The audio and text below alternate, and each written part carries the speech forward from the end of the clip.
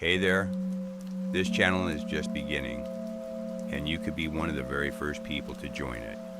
If you love calm stories, quiet facts, and the feeling of falling asleep a little wiser, subscribe to Sleepy Factory. No noise, no rush, just gentle curiosity, one story at a time. Your subscription is what helps this tiny corner of the internet keep glowing. Tonight, we drift south, toward a peninsula of light, toward a land that glows with the memory of oceans and the promise of the sun. They call it the Sunshine State. But Florida is not just sunny, it is luminous, a place where light behaves differently, bending off the sea in slow silver ripples, melting through the air like honey, staining even the storms with warmth. Here, light does not only fall, it lingers. Florida is a peninsula, the fragile arm of the continent reaching into two great waters, the Atlantic Ocean on one side, the Gulf of Mexico on the other. It is both surrounded and softened by water, as if the land had been dipped in a dream and pulled back out, still wet with reflection. The air here carries a kind of salt patience. It moves slowly through mangroves and orange groves alike, speaking the language of both breeze and rain. To live here is to live with weather as a companion, sometimes gentle, sometimes temperamental, always intimate, because the weather does not visit Florida, it inhabits it. From May through September, afternoons unfold with a predictable ritual. The sky darkens, thunder murmurs from nowhere and everywhere, and warm rain slides down in silver sheets that end as quickly as they begin. Then, as if nothing happened, the world exhales, and the air smells like wet sugar and grass. It's the same pattern that's written into the soil itself. Abundance and release, bloom and wash, sun and storm. Florida's land is alive with water, lakes, rivers, springs, swamps, estuaries, and the uncountable mirrors of the Everglades. But before we wander that far, let's stay a moment with the names. Florida, La Florida, the land of flowers. That's what the Spanish explorer Juan Ponce de Leon called it in 1513, after sighting its coast during the Easter season. Known in Spain as Pascua Florida, the festival of flowers. The name, like the place, bloomed and stayed. And though centuries have passed, the flowers still come, not just in the soil, but in the sky. Sunrises that burst like hibiscus, sunsets that fade like orchids, and clouds that blossom into thunderstorms with the soft violence of petals opening too fast. Tallahassee, the capital, sits quietly in the northern hills, a city more southern than tropical, more oak than palm. Spanish moss drapes from live oaks like old lace, and the air hums with crickets in slow time. It's a reminder that Florida begins not with beaches, but with soil and story. Because before the resorts and rockets and retirees, there were rivers, the St. John's, the Suwannee, the Apalachicola, carving paths through limestone and legend. Before the highways, there were herons, following the wetlands like moving mirrors. And before all of that, there was the quiet persistence of water, finding its way through rock. The St. John's River, one of the state's oldest companions, does something strange. It flows north. Against intuition, against expectation, it rises near Indian River County, drifts slowly upward across central Florida, and empties into the Atlantic at Jacksonville, the state's largest city, vast and open like the river itself. Its slow northern crawl feels symbolic, as if Florida refuses to flow in any ordinary direction. It's a river that doesn't hurry to the sea. It meanders toward it, collecting stillness along the way. And then there's Jacksonville, a city built on both water and willpower. It stretches wide, wider than any other U.S. city by area, breathing with bridges and tides. In Jacksonville, you can stand on the banks of the St. Johns and watch the water heading north. An optical whisper that geography, like people, sometimes goes against the current. Head south, and the state flattens, the land lowers, the horizon widens, and the line between sky and earth begins to blur. The highest point in Florida, Britton Hill, rises only about 105 meters, just enough to feel like a sigh above sea level. Everything else sits low, as if the earth itself has chosen to rest. This flatness gives the sky room to expand. Sunsets spill freely here, with no mountains to catch them. Dawn arrives as a slow flood of gold, not a sudden climb. At night, the stars rest close, reflected in every still pond and canal, until the universe seems doubled. Some say Florida is America's youngest state, not in age, but in attitude. Its shape is fluid, its spirit mutable. It grows by erosion and sediment alike. The land builds itself through the same rhythm as its people. Constant arrivals, gentle departures, everything blending at the edges. But beneath this lightness lies something ancient. The limestone that forms much of the state was born in warm, shallow seas millions of years ago. Tiny creatures, corals, shells, plankton, settled, died, and layered into stone. Over eons, the ocean lifted them above its surface. Florida, in a sense, rose out of the sea made of its own memories. That's why it breathes like it does, porous, tender, always drinking in the rain. Its ground is riddled with springs and sinkholes. Its rivers seep through invisible tunnels beneath. It's a state both solid and soft, like a sponge glowing under the sun. At the center of this watery labyrinth sits Lake Okeechobee, the big water. To the Seminole, it was Okeechobee, meaning great water. To the sky, it is a mirror so wide that clouds lose their edges above it. Covering more than 700 square miles, it is Florida's inland sea, the silent heart of the peninsula. But it is not deep.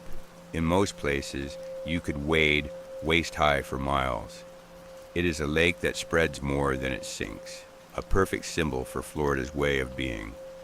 Wide, reflective, never hurried to the depths. Around it stretch sugar-cane fields, heron nests, and the whispers of history, of floods and hurricanes, of levees built to tame something that was never meant to be tamed. Okeechobee has seen both generosity and grief. Its waters feed the Everglades to the south, but when restrained too tightly, they starve the wetlands that depend on their slow, natural spill. Still, each dawn, the lake returns to glass. Fishermen drift quietly, the air turns to silver, and the horizon folds into itself like a calm breath. Florida's story is one of contrast, of sunlight and storm, fragility and resilience, ocean and orange grove. It lives at the intersection of calm and chaos, a place that teaches you that brightness is not the absence of darkness, but the balance of it. In the morning, everything hums, birds, sprinklers, cicadas, engines. Life here is tuned to humidity, thick, slow, forgiving. Every drop of sweat is a small admission. The body belongs to the air. By noon, the heat begins to shimmer. You can see it ripple across asphalt, rising like ghosts. Palm trees flick their shadows across stucco walls. Lizards blink from sun to shade, faster than thought. And somewhere inland, thunder starts to write its name across the sky. Then comes the rain, heavy, holy, inevitable. It falls as if the sky remembers how much it loves the earth. And when it stops, everything glows again, washed and new, like memory itself refreshed. If you listen closely, Florida hums in layers. The cicadas, under the pines, the whisper of the Atlantic, breathing in and out, the sigh of alligators sliding beneath the waterline, the laughter of children chasing waves that never stop returning. The air itself seems alive, perfumed by orange blossoms and salt. Even the storms smell sweet. There's something almost mischievous about the way this state handles extremes. Hurricanes and honeysuckle, lightning and lullabies. Every year, millions come for the light. The tourists, the dreamers, the snowbirds chasing warmth like migrating ideas. But Florida's magic isn't only in its sunshine. It's in the rhythm between light and shadow, abundance and stillness. It's in the way life here refuses to stay still.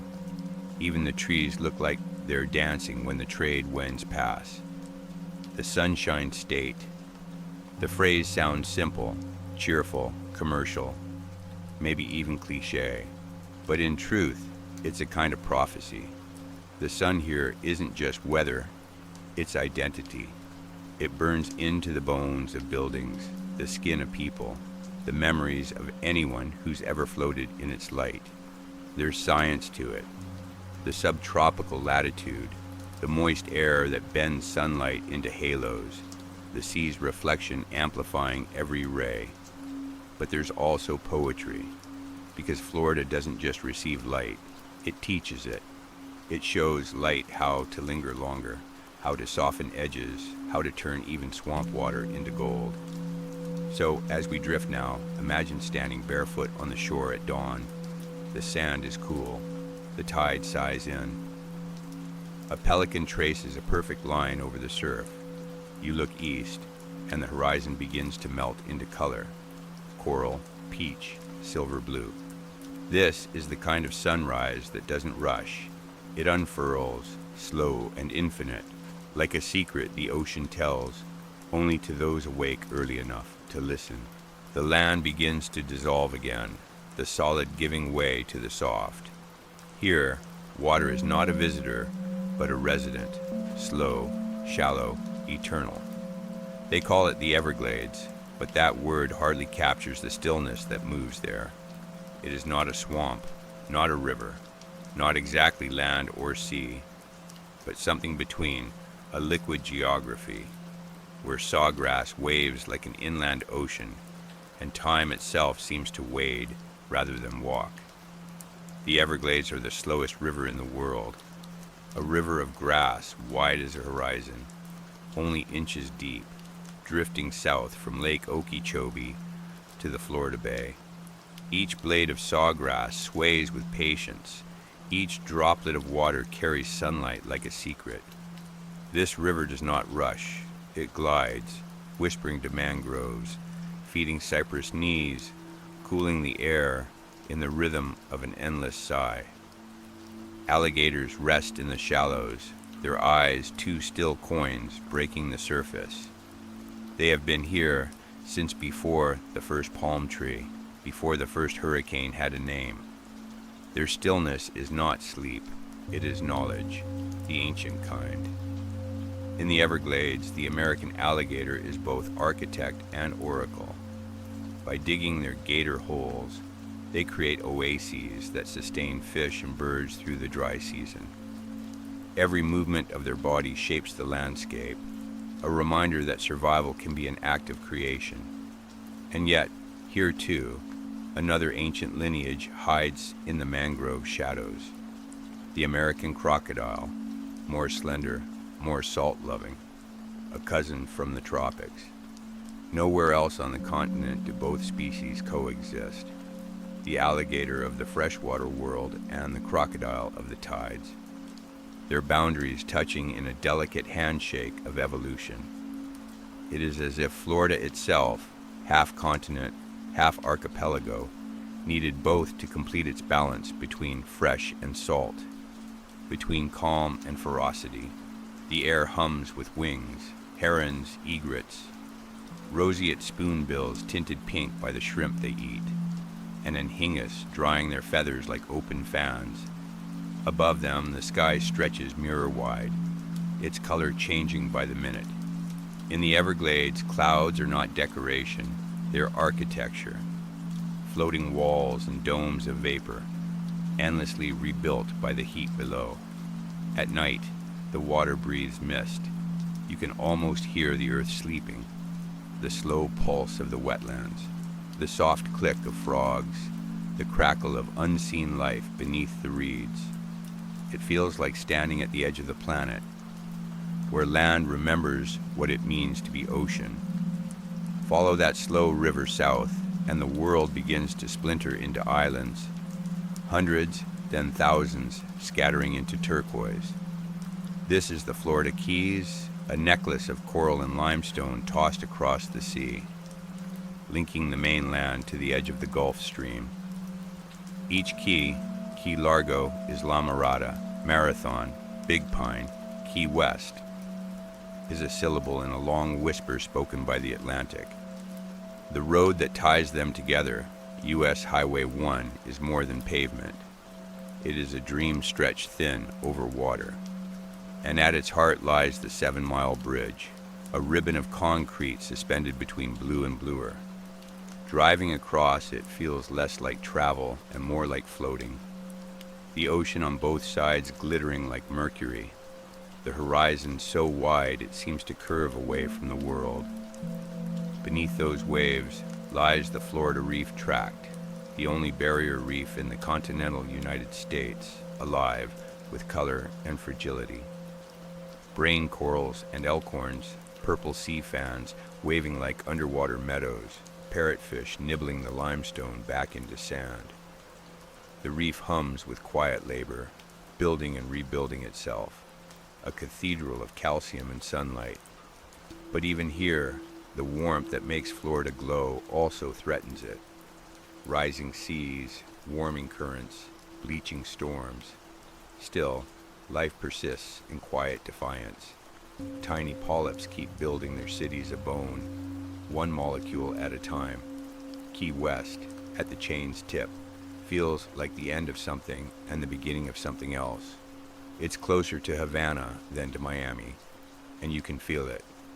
In the music, the laughter, the way people linger in the evening air as if daylight still has one more note to play. Hemingway's cats roam porches under banyan trees. The sun slides into the Gulf with the practiced grace of an actor who's performed this scene 1,000 times. Here, the sunset is an event. People gather, cheer, and fall silent, as if applauding the daily miracle of light surrendering to water. Head back north along the Atlantic side, and history begins to rise from the shore like old stone remembering its shape. St. Augustine waits there, the oldest continuously inhabited European-founded city in the continental United States. Founded by Spain in 1565, its streets still echo with footsteps of explorers, soldiers, monks, and dreamers. Balconies lean over narrow cobblestones. The air smells faintly of salt and orange peel. Every wall seems to know more than it tells. By the bay stands the Castillo de San Marcos, a fortress built from coquina, a stone made of shells fused by time and pressure. The Spaniards carved cannons into its bastions, expecting it to crumble under fire. But the coquina absorbed the impact, swallowing cannonballs instead of shattering. It was as if the very rock refused violence, soft enough to survive. Centuries later, the fort still stands, not as a monument to conquest, but to endurance.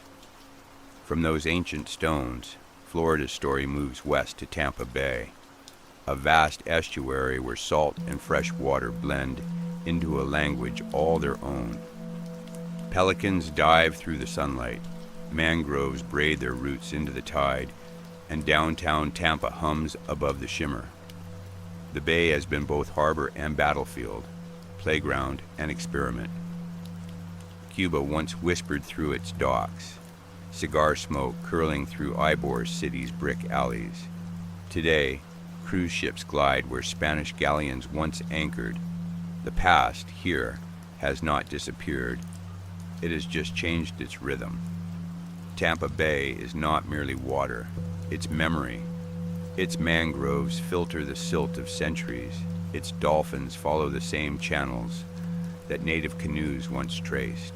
At dusk, the bridges light up. Chains of gold stretching between cities. Traffic moves like constellations caught in amber.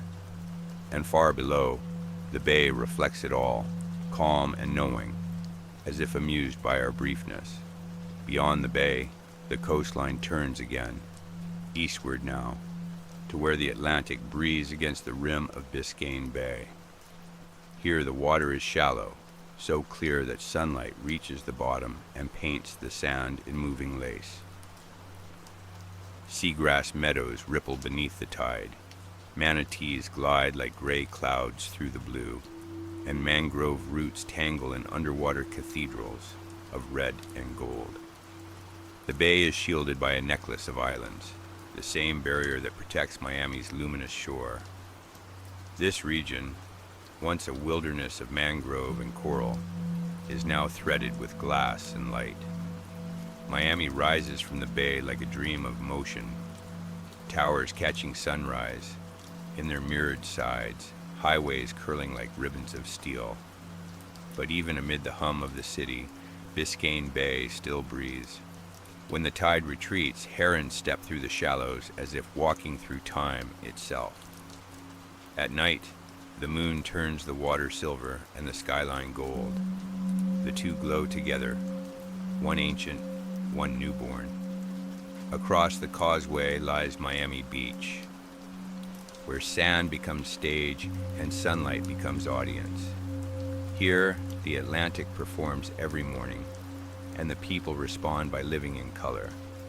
Pastel hotels, turquoise windows, the hum of Art Deco geometry repeating like a heartbeat from the 1930s. This strip of island was once just dunes and mangroves, shaped by wind and tide. Now it hums with music, motion, and memory of another era. The soft jazz of neon, the endless summer stitched into architecture. Walk down Ocean Drive early in the morning, before the crowds wake. The pastel walls blush in the dawn. The air still carries the cool breath of night, and the sea whispers through the palms. You can almost hear the ghosts of the architects, men who believed that beauty could be built out of color and curve. Their buildings still stand like seashells on the edge of time, each one catching a little of the sun before handing it to the next. To the west, the city's skyline glints like a mirage, glass towers, blue haze, and the suggestion of eternity reflected in every window. Miami is both fragile and fierce, poised between sea and sky, between memory and invention. It exists in constant dialogue with the water that made it possible, a reminder that all beauty here is borrowed from the ocean and will someday return to it. But that's the rhythm of Florida. Creation and reclamation, bloom and dissolve. The same tides that built the Keys also nudge them away, grain by grain. The same storms that tear through the Everglades also feed them with rain. Nothing here is static. Everything moves, recycles, reimagines itself. The Everglades breathe into Biscayne Bay. Biscayne sighs into the reef. The reef whispers to the Keys, and the Keys dissolve back toward the sea. It is one vast, slow conversation between salt and fresh, light and shadow, earth and memory. To stand anywhere along this chain, on a bridge, on a pier, knee-deep in mangroves, is to feel the hum of that conversation passing through you, ancient and tender. Florida, in this stretch, feels like the border between worlds, between the living and the waiting, between the built and the born. The gators in their still pools, the crocodiles beneath the mangrove shade, the fishermen casting nets in the dawn light, the pelicans gliding over the reef, all of them parts of one long breath that began before we kept time. And so the story flows, from the river of grass to the reef of coral, from the old stone of St. Augustine to the neon glow of Miami Beach. Different textures of the same dream. Light learning how to live in water. The smell of roasted coffee drifts through the morning air before the sun has climbed above the palms. It carries the rhythm of a language that sounds like laughter even when it isn't. Little Havana wakes this way, with Cafe Cubano poured thick and sweet, domino tiles clicking like percussion, and the hum of stories retold 1,000 times across the Calle Ocho. Here, the sidewalks pulse like arteries of nostalgia. Men lean on the railings outside Maximo Gomez Park, debating baseball and memory with equal intensity. Old songs spill from open windows, trumpet, drum, the scratch of a vinyl that refuses to forget. In every rhythm you can feel exile and endurance dancing together. The murals glow with saints and cigarettes, with Jose Marti and Celia Cruz. Each wall seems alive, painted by someone who knew that colors could preserve things words could not. A rooster crows somewhere between pastel buildings, and for a moment you forget which country you're standing in. That's the magic of Little Havana. It teaches belonging by refusing to draw a border around it. As the city stretches west, the accent of history changes, but the heartbeat stays. In Tampa, Ybor City wears its past like perfume, strong, smoky, and sweet. Once, the air here shimmered with tobacco dust, and the click of cigar presses was the soundtrack of ambition. Cuban, Spanish, Italian workers filled the factories, rolling leaves into little prayers of patience. Each cigar carried not just smoke, but story. The story of labor, migration, and the slow art of building something by hand. Today, the old brick buildings stand tall, their windows arched and watchful. At night, the electric glow returns, not from the furnaces, but from music. The laughter of travelers, the echo of past generations who taught Florida that culture could be rolled, lit, and shared. From there, the road to Orlando rises like a promise. Inland now, away from the tide, the air thickens with heat and expectation. Orange groves blur into suburbs, and somewhere between them, imagination builds its kingdom. Orlando is a landscape invented out of longing, a place where fantasy decided to put down roots in the swamp. When Walt Disney looked at the flat wetlands, he saw a possibility reflected in every puddle. Today, those reflections have turned into lakes of light. Cinderella's castle gleaming like a prism, fireworks stitched nightly into the clouds.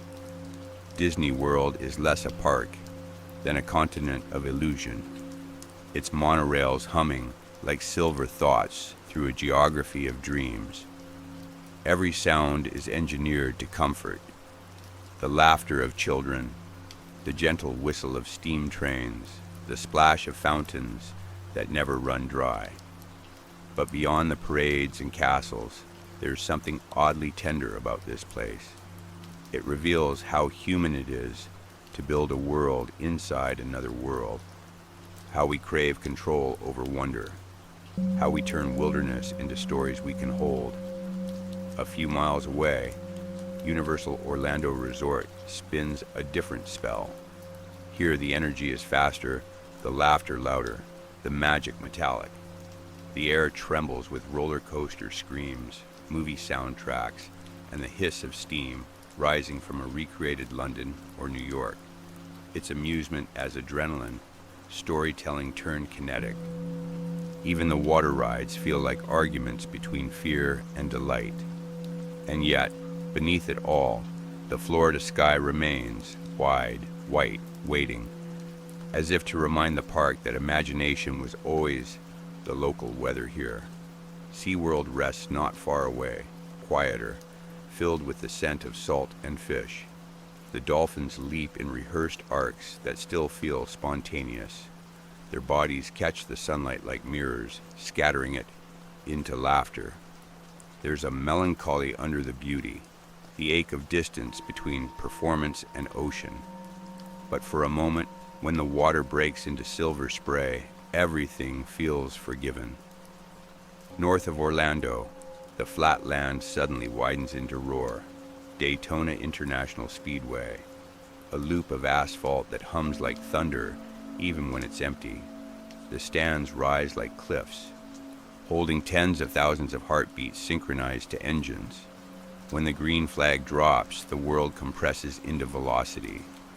100 machines turning the air into wind. To watch it is to see gravity negotiated, risk turned ritual. Every lap is a hymn to motion, every tire mark a calligraphy of courage. Between races, the track sleeps under the same sun that once baked orange groves and cattle fields. The scent of rubber fades into salt.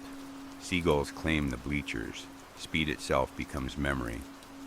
Farther south again, where Miami hums louder than the surf, stands the Hard Rock Stadium, a structure of mirrors and angles, its roof catching clouds like slow ships. Here, music and sport trade the stage. Super Bowls, soccer finals, concerts that turn night into daylight. The crowd's roar rises into the humid dark, and for a moment the whole peninsula seems to vibrate with applause. Under the lights, every blade of grass glows electric. It's spectacle as communion. People gathering not to escape Florida's intensity, but to mirror it. Somewhere nearby, behind quiet walls and endless radar screens, the National Hurricane Center keeps watch. It's the calmest place in a state built on storms. Meteorologists trace spirals on glowing maps, tracking tempests that have not yet been born. They speak in the language of pressure and probability, millibars and knots, cones and coordinates, trying to translate chaos into warning. Their work is both science and prayer. Every update sent, every advisory issued, is a message to millions. Prepare, not panic. Outside, the sky remains deceptively calm. In Florida, calm is never empty. It is simply the pause before the orchestra tunes, because this is the land where thunder has a schedule. By late afternoon in summer, clouds begin their pilgrimage from the sea. They pile upon each other, gray upon white, building cathedrals of vapor. The air thickens, the light dims, the world hushes. Then, without ceremony, the heavens crack open. Lightning carves the sky into sudden brightness, a photograph of chaos that lasts a heartbeat. Thunder follows, rolling slow and deep across the flat land. Rain arrives sideways, pounding rooftops, drenching palms, washing streets clean of heat. It lasts 20 minutes, maybe 30, and then vanishes as abruptly as it came. The sun returns, pretending nothing happened, but everything glistens with the evidence of its passing. Children splash barefoot in puddles that reflect entire clouds. Steam rises from asphalt like ghosts of the storm. Somewhere, a lawnmower starts again, as if this were all routine, and it is. The cycle repeats day after day, storm and shine, release and renewal. These tempests are not interruptions. They are punctuation marks in the sentence of summer. They define Florida's rhythm, the breath in, the breath out. The Everglades drink deeply, the citrus groves sigh. Even the lightning bugs seem to imitate the sky's electricity after sunset. In the city, skyscrapers catch the last light on their wet faces. Rainbows bloom briefly over freeways, then dissolve into evening haze. The air feels rinsed, reborn. People step outside, blinking, laughing, as if waking from a dream they have every day. And when night falls, the humidity holds the memory of rain. Neon signs reflect in puddles. Palms drip slowly. Frogs begin their metallic songs. The thunderheads retreat eastward, glowing faintly in the distance like lanterns. Tomorrow, they will return. They always do.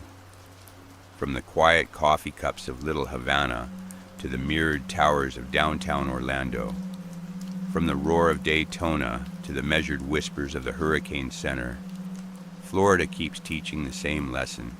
Everything moves, everything returns, everything shines after rain.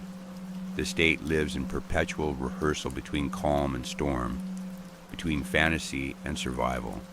And through it all, the air remains thick with salt, music, and the soft electricity of being alive.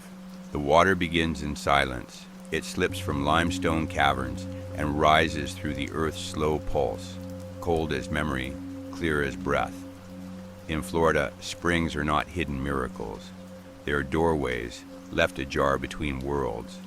Weeki Wachee, Silver Springs, Wakulla, Ichetucknee. Names that sound like songs because they are. Each syllable a ripple, each current a verse in the long conversation between rain and rock. At Weeki Wachee, the water surges from an opening more than 400 feet deep, a well of glass that never clouds. When the sunlight enters it, the light splits, turquoise near the top, cobalt in the middle, a darkness at the bottom that feels older than time. It is here that the mermaids live. Since the middle of the last century, women have swum through the vent with smiles unbroken by air. They dance in the current, hair drifting like seagrass, lungs filled by hidden hoses. Beneath the surface, they perform stories older than the highway outside, tales of shipwreck, of discovery, of the impossible made ordinary. Their fins shimmer under the artificial sun of theater lights. Their eyes open calmly in the blue. For decades, travelers have gathered by the viewing windows, children pressing hands to glass, believing for a moment that imagination might actually breathe underwater. But behind the show, there is the spring itself, ancient, tireless, perfect. It releases millions of gallons every day, water filtered through centuries of stone. No pump, no machinery, only gravity and patience. The mermaids may pause for applause, but the spring does not. It continues its slow exhale, feeding the river that slips westward toward the Gulf. Florida's springs are hearts beating beneath the limestone skin. More than 1,000 of them, scattered like blue eyes across the peninsula. They emerge where underground rivers meet the air, carrying the cool memory of another age. Swimmers describe them as windows to forever. The water so clear that distance vanishes, the sand below rippling like light made solid. Manatees drift into them in winter, seeking warmth from the constant 72 degrees that never changes. Divers follow tunnels of karst that twist through the dark, tracing the invisible arteries of the aquifer. Each spring has its own mood. Silver Springs glitters wide and showy, its glass-bottomed boats drifting above turtles and gar. Wakulla breathes quietly in the pines, its basin deep enough to swallow memory. Each tuckney laughs, full of youth, college students floating on inner tubes, hair wet with sunlight, the river carrying their laughter downstream like pollen. Even in play, they become part of the ritual. To float is to surrender, to let the current decide direction. The water that rises from these caverns once fell as rain 1,000 years ago.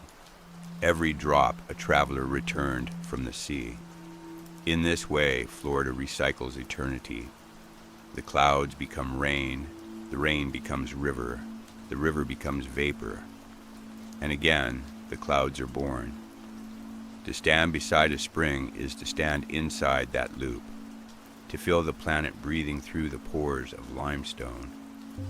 Far to the east, the Indian River Lagoon stretches along the coast like a forgotten cord between the ocean and the mainland.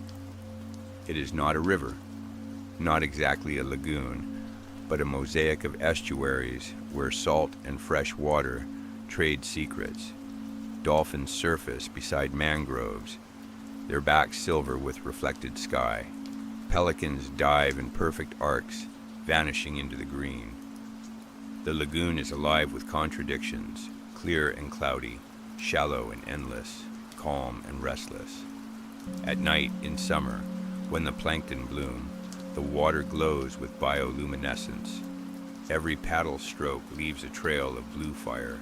Every fish becomes a comet. People speak in whispers when they witness it, as if loud words might break the spell. The lagoon sustains more species than almost any other estuary in North America. Manatees, oysters, seagrass, the fragile eggs of countless fish. But it also holds the scars of abundance, pollution, runoff, the impatience of industry. Still it endures, whispering resilience through every tide. The mangroves hold their ground, the dolphins still sing. If you float quietly enough, you can hear the water murmuring its slow forgiveness. The manatee drifts through this water with the grace of something that is forgotten fear. Gray, round, immense, yet gentle as a sigh, it moves only as fast as kindness allows. When it surfaces, it exhales in a soft puff that sounds like relief. Its skin bears scars from propellers, pale lines tracing the map of human presence.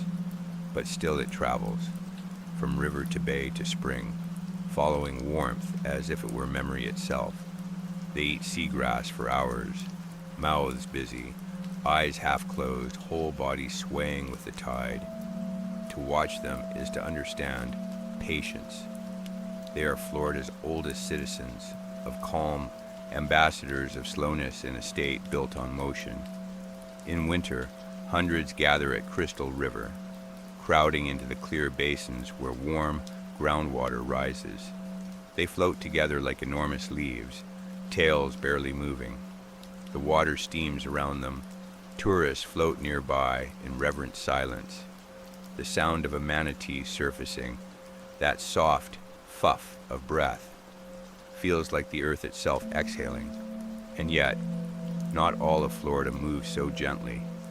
In the hidden corners of the Everglades and the cypress swamps of the south prowls the Florida panther, pale, secret, almost mythic. There are few left, perhaps only a couple hundred, their golden eyes burning through the palmetto shadows. They walk along ancient trails invisible to roads, ghosts of muscle and grace. When they leap, the world seems briefly lighter.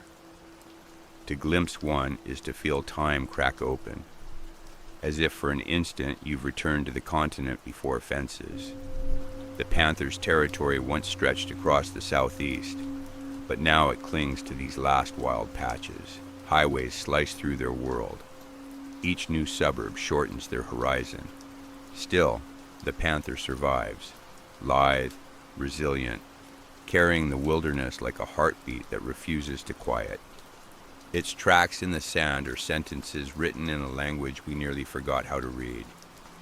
Far south, another survivor, the key deer. Barely higher than a child's knee, it wanders the islands of the lower keys with delicate calm. They drink from freshwater lenses hidden in the limestone, nibble mangrove leaves, cross roads cautiously as cars slow in recognition. Their faces are gentle, their steps uncertain, as if they still wonder how so much ocean can surround so little ground. At sunset, they appear between the shadows of palms, looking at humans without alarm, trusting the islands to hold them.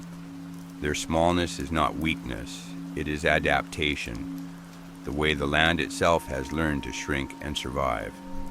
Florida's creatures often mirror its contradictions, immense yet fragile, enduring yet endangered, bright yet bruised. They live in the thin spaces where two worlds meet, fresh and salt, land and sea, dream and daylight.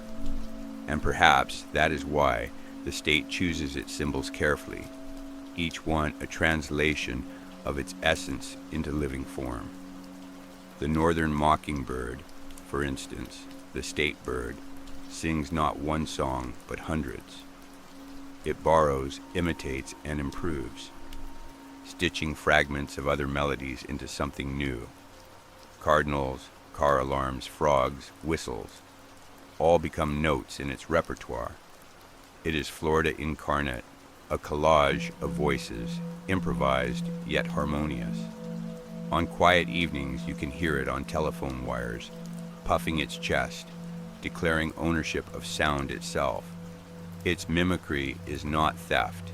It is celebration, proof that identity here is not purity, but fusion. Then there is the orange blossom, the state flower, perfuming the spring air with sweetness so dense it feels tangible. Entire groves bloom at once, miles of trees shivering with white petals. Bees hum like tiny engines.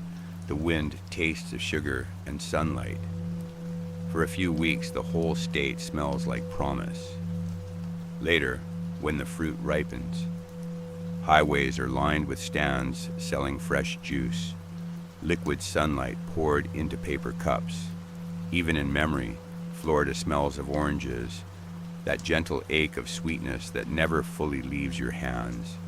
The sabal palm, or cabbage palmetto, is the state tree, unhurried, unbent. It thrives in salt air and storm, its trunk fibrous and forgiving. Unlike the stiff palms of postcards, the sabal bends without breaking. It shelters owls, clings to dunes, endures hurricanes by yielding to wind. Its fronds whisper all night, a lullaby for anyone listening. When settlers first arrived, they built cabins from its bark and roofs, from its leaves. When storms came, those same leaves shielded them again. The sabal does not aspire to height, but to balance. It knows how to stand where the water rises. In freshwater lakes and slow rivers lives the largemouth bass, green shadow, wide mouth, quick strike. Anglers tell stories about it with reverence, measuring not just the fish, but the patience it requires. Its eyes are black mirrors of the cypress canopy above. When it moves, it leaves a swirl of silence. In another realm, offshore, the Atlantic sailfish cuts through blue water like a blade of light, dorsal fin unfurled like a banner. It can leap higher than its own shadow, faster than the thought of pursuit. Where the bass embodies stillness, the sailfish defines motion. Together they form a pair, the two poles of Florida's nature, calm and speed, reflection and flight. Between these emblems, the bird that imitates, the flower that perfumes, the tree that bends, the fish that leaps, lies the essence of a place that never stops transforming. Florida is not content to be one thing. It must always shimmer between states of being, the way its waters shimmer between tides. On summer nights near Weeki Wachee, the air cools and the springs begin to glow under moonlight. Bats spiral from the oaks, eating mosquitoes that rise like smoke. The Mermaid Theater stands silent now, the glass dark, the seats empty. But the water below still moves, quietly reflecting the stars that no longer exist, their light traveling years to arrive here. You can imagine the performers returning to the spring after hours, swimming just for themselves, their laughter muffled by water. Without the audience, they are simply women suspended in blue, breathing through hidden hoses, becoming part of the current again. Downriver, at Crystal River, manatees sleep in slow motion. Each breath lifts them gently toward the surface, then lowers them again, as if rocked by the earth's own cradle. In the mangroves of the Keys, tiny deer curl among the roots, ears twitching at the rhythm of waves. In the Everglades, a panther walks the same trail it did the night before, each paw print filling slowly with rain. And somewhere above the suburbs, a mockingbird rehearses tomorrow's song. By dawn, the blossoms open again. Bees begin their work. A sailfish breaks the surface miles offshore, scattering sunlight. The sabal palms murmur approval. The air thickens with orange scent and salt. All of Florida's symbols breathe together in that moment. The stillness of the springs, the patience of the manatee, the stealth of the panther, the mimicry of the bird, the resilience of the palm, the sweetness of the blossom, the leap of the fish. They form an ecosystem of meaning, a living coat of arms written in water and light. To walk through this state is to walk through metaphors made tangible. The ground may tremble with thunder, but beneath it the aquifer hums a steady note. The sky may fracture with lightning, but the orange trees will bloom again. The shoreline may erode, but the palms will reroot farther inland. Even loss here seems to return as beauty in another form. If you listen closely at midday, when the cicadas fall silent for a breath, you can hear the faint hiss of springs releasing their endless cold. It sounds like time escaping measurement. And if you dive into that water, open your eyes despite the sting, you'll see particles of sunlight drifting down like pollen. Ancient dust, new light, one endless cycle. This is the secret the mermaids already know. Everything in Florida floats. Stories, trees, even grief. Nothing truly sinks here. It only drifts until it becomes part of another current. The words appear on a coin, quiet and confident. In God we trust. Florida carries the same motto on its seal, though here the phrase feels less like declaration than observation. Because faith is everywhere in this land, not always in churches or prayers, but in the way people rebuild after each storm, replant after each flood, return after each loss. Faith lives in the soil, in the stubborn palms that bow without breaking, in the fishermen who cast their nets again after the tide has taken them once. It is the faith of the river that keeps moving even when no one watches. It is the faith of light returning every morning, no matter what the night did. The state song hums the same undercurrent. Way down upon the Suwannee River, far, far away, the melody drifts like a small boat through memory. Simple, slow, half-dreamed. Written in the 19th century by Stephen Foster, it imagined a river he had never seen, yet somehow the song became inseparable from the real one. The Suwannee River took the tune into its current, adopted it like a child of sound, and has carried it ever since. Now the two are bound together, a river that sings, a song that flows. The Suwannee begins in the Okefenokee swamp of Georgia, a labyrinth of cypress and black water, where the air smells of peat and resurrection fern. It winds south through the pine flatwoods of northern Florida, 246 miles of gentle persistence, finally pouring itself into the Gulf near the town of Suwannee. Its banks shift from red clay to white sand, from swamp to bluff. Along the way, it passes beneath moss-draped oaks, through towns so small that trains no longer stop, past springs that spill like laughter into its current. The water is dark with tannin, yet translucent in the shallows, a mirror that keeps secrets. People still paddle it quietly, hearing the echoes of old canoes and the ghosts of songs that never needed paper. Before Florida had borders, before names were mapped, the Suwannee and every other river already had guardians. The Calusa ruled the southwest coast, masters of the estuaries, building shell mounds that rose like white hills above the mangroves. They fished with nets woven from palm fiber, carved canals through islands, fashioned tools from bone and coral. To them, the sea was not boundary, but bloodstream. Their towns glimmered with shell pathways that caught moonlight. Their spirits traveled by water. Farther north, lived the Timucua, people of forests and rivers. They painted their bodies with clay and charcoal, built circular villages where each house faced the council fire.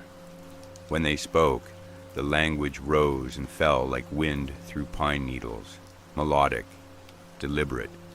They honored the deer, the turtle, the thunder. Their world was made of reciprocity. Take only what sings your name. Across the panhandle stretched the Appalachee, farmers and traders whose villages clustered around the red hills of Tallahassee. They grew maize and beans, built temples from earth itself, and measured time by the ripening of corn. Their mounds still stand beneath live oaks, silent calendars, recording the rhythm of sun and season. When Europeans arrived, they brought steel and scripture, but the Appalachee already knew the language of endurance. Then came the ships, white sails on horizons that had never seen straight lines. The Spanish anchored first, their crosses planted beside their cannons. They called the land La Florida, the land of flowers, though the flowers soon learned the scent of gunpowder. Missions rose along the rivers, bells ringing over cypress swamps. Conversion mixed with commerce, faith with fever. The Calusa resisted, the Timucua faded. The Appalachee were scattered by war and disease. Yet the land absorbed even this. It kept growing green through the ruins, refusing to end its blooming. Later, the British came, trading flags like tides. They built forts along the coast, drew maps that ignored the way water wandered. For 20 years, the Union Jack fluttered above St. Augustine, then vanished again when Spain returned. Colonial ambition changed hands the way hurricanes change names. Same storm, new syllables. Meanwhile, across the northern border, a young republic watched and waited. In 1819, the waiting ended. Through the Adams-Onis Treaty, Spain ceded Florida to the United States, trading land for piece of paperwork. The ink dried in Washington. The rivers continued their flow south, unimpressed. 2 years later, in 1821, Andrew Jackson arrived to claim the territory. He came not as explorer but as administrator, carrying authority like a sword. He wrote orders in the same hand that had once signed battlefield reports. To some, he was hero. To others, thunder in human form. Under his brief governorship, the framework of American Florida began. Counties carved, laws declared, boundaries imagined into being. But the people who already lived here, the Seminoles, knew that maps are only another kind of invasion. The Seminoles were not a single tribe, but a gathering, a mosaic of the displaced. Creeks from Georgia, Africans escaping slavery, remnants of older Florida nations, all found refuge in the swamps and hammocks. They called themselves Yatseminoli, the wild ones. In their language, freedom meant not owning land, but belonging to no master. They built villages on high ground within the wetlands, raised corn in the clearings, hunted deer among the palmettos. Their alliances with escaped Africans gave rise to the Black Seminoles, who spoke both tongues and knew the value of silence. They lived in places where soldiers could not follow, where roads drowned and horses sank. But silence has a way of drawing noise. In 1817, conflict ignited the First Seminole War. American troops crossed the border, claiming pursuit of fugitives. But what followed was conquest. Villages burned, the swamps filled with smoke. When the treaty transferred the land, the survivors retreated deeper into wilderness, carrying memory as their only luggage. The Second Seminole War began in 1835, and this time resistance burned bright.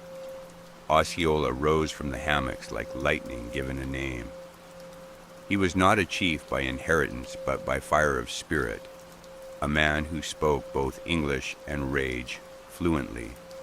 He refused relocation to the west. refused to trade the sound of rain in the palmettos for dust. When soldiers demanded surrender, he answered with ambush. He struck at night, vanished by dawn, using the swamp as ally and labyrinth. His people moved through water, without ripple, leaving soldiers lost among sawgrass and fever. For 7 years the war dragged on, longer, costlier than any America had known against native tribes. Osceola was captured under flag of truce, imprisoned, and died of illness in a distant fort. But death could not arrest defiance. His image traveled homeward through stories, through names carved on canoe ribs, through songs still sung by firelight. Even now, when thunder gathers over the Everglades, some say it is Osceola reminding the sky that promises are weather too. They shift, they break, they return. A third Seminole War flared in the 1850s, smaller, more exhausted. By then, many had been forced west along the Trail of Tears, but a few hundred hid among the cypress. They became invisible on purpose. Generations later, their descendants would be known as the Miccosukee and the Seminole tribes of modern Florida, nations within the nation, keepers of balance between asphalt and alligator.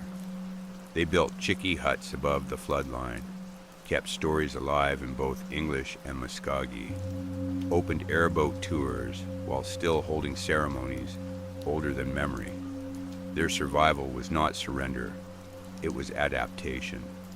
The same quiet art practiced by the palms and herons. History textbooks list these wars in tidy columns, but the land remembers them differently. In the pine flats near Ocala, you can still find traces of forts now softened by moss. Cannonballs sometimes surface after heavy rains, as if the earth grows weary of holding them. Archaeologists sift through the soil for musket flints and beads, while above them mockingbirds sing songs stolen from car alarms. The juxtaposition feels accidental, but isn't. Florida never forgets to combine opposites. When you paddle the upper Suwannee today, its dark water curls past limestone bluffs like ink over old parchment. Every eddy seems to whisper one of those names: Calusa, Timucua, Appalachie, Seminole, Miccosukee, as if the river is reciting its own genealogy. And in the hush between thunder and echo, you might imagine the faint strum of a banjo somewhere upstream, way down upon the Suwannee River, a melody caught between folklore and forgiveness. The faith engraved on coins still glimmers on the surface of this water, not as doctrine but as endurance. Trust not only in God, the motto might mean, but in the endless capacity of nature to begin again. The same limestone that hid the aquifer also hid the people who refused to leave. The same storms that tore down forts later nourished the mangroves that grew through their ruins. Even the cannonballs now feed moss, the iron seeping back into soil. Florida's history is not a straight line, but a tide. Advance, retreat, renewal. Spanish prayers, British treaties, American laws, Seminole songs, all are sediments layered beneath the same sun. Walk through St. Augustine at dusk, and you feel them stacked like pages underfoot. Coquina, brick, asphalt, bone. The air tastes of salt and time. The street lamps flicker against stone that has seen every flag come and go. Some evenings, near the old city gates, musicians still play the tune of the Suwannee on guitars. Tourists pass, children dance, coins fall into open cases. Few notice how the melody bends slightly minor at the end, a reminder that even nostalgia carries its shadow. But the song endures because the river endures, and the river endures because the rain does. Faith, again, written in hydrology. Out on the plains of central Florida, thunderheads rise the way they always have. Lightning forks across the horizon, illuminating palmetto, and highway in the same flash. Somewhere in that light are all the centuries layered, the missionary and the warrior, the settler and the storm. For a heartbeat they coexist, bright and equal, before darkness folds them together again. The motto on the seal gleams faintly beneath fluorescent office lights in Tallahassee. But outside, the real inscription continues. In the call of the mockingbird, repeating a tune it learned from a human whistle. In the rustle of orange blossoms after rain, in the hush of the Suwannee moving toward the Gulf. Each of these is a kind of trust. That sound will return, that scent will renew, that water will find its way. The history of Florida could be told as a chronicle of possession. Who claimed what, who lost it. But perhaps it's better understood as a story of persistence. The Calusa nets still glint under the tides they once mastered. The Seminole drums still echo during green corn dance, heart beats steady beneath the neon. And the river still sings the song of a composer who imagined paradise from far away. Every dawn, the mist lifts off the Suwannee, curling around cypress trunks like memory made visible. An egret glides low, white against the dark water. Somewhere in the distance, a train horn replaces the old steamboat's call, but the rhythm is similar, a long note, fading. The river keeps its own tempo, measured in centuries rather than seconds. If you stand there long enough, the light changes from gold to blue, and the surface begins to reflect the sky instead of the forest. That's when you see it clearly. Florida is not just a place, it's a reflection of faith, of resistance, of everything that refuses to sink. The motto was right all along. Trust in what moves, in what endures, in what flows unseen beneath the noise. Pensacola wakes to the sound of gulls and the scent of salt carried inland by the dawn. The city sits on the edge of the panhandle like a quiet sentinel, its harbor curved and generous, its water the color of patience. Long before highways found their way here, ships did, Spanish explorers, French traders, American dreamers, all drawn to this deep, calm bay that mirrors the sky so perfectly it confuses horizon and harbor. History calls Pensacola the city of 5 flags, but even that number feels small. Too many winds have passed through for counting. Just beyond its downtown street stands Naval Air Station, Pensacola, a small city within the city, humming with the low promise of engines. This is where air learned to belong to humans, where fabric wings once lifted off sandy runways, where generations of pilots came to understand gravity as something negotiable. They call it the cradle of naval aviation, and the name fits. This is where courage first took form, where flight was less about defiance than about faith. The museum here holds the ghosts of aircraft lying like prayers in metal, biplanes that smell of oil and salt, sleek jets whose skins reflect the fluorescent light, like memories refusing to fade. Children press faces to glass cockpits, imagining sky as home. Retired pilots walk slowly through the hangars, eyes tracing the curve of old propellers as if greeting old friends. Outside, the tarmac shimmers under heat, waiting for the sound that defines Pensacola most completely, the thunder of the Blue Angels. They arrive not as birds, but as punctuation marks on the sky. 6 blue FA-18s slicing through clouds at just the distance of belief. When they pass overhead, conversation stops. Even the sea seems to hold its breath. The formation tightens, splits, rejoins, precision turning into art, danger turning into trust. Each maneuver lasts seconds, but those seconds stretch long enough to contain a lifetime of awe. The audience below points upward, shading eyes, forgetting for a moment that what they're witnessing is human, not divine.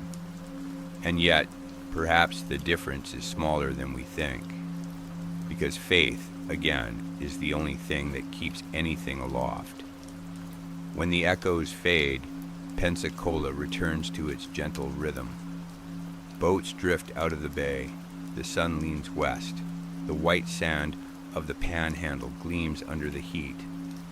Its grains made of pure quartz wash down from ancient Appalachian rivers. The beaches here are soft as sugar, each footprint a whisper.